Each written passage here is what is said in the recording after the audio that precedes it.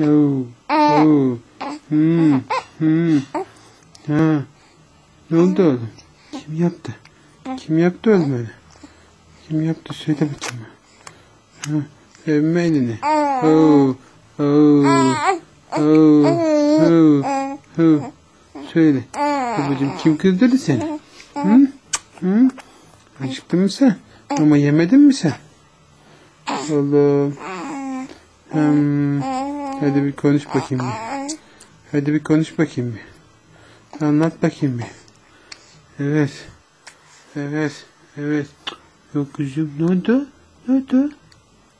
Anlatsana oğlum. Konuşuyorduk hani. Konuşuyorduk. Ha.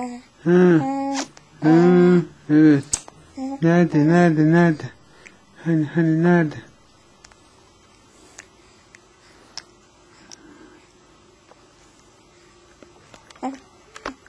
Bak. Bak. Kim var orada oğlum? Kendini görüyor musun? Hı. Hı.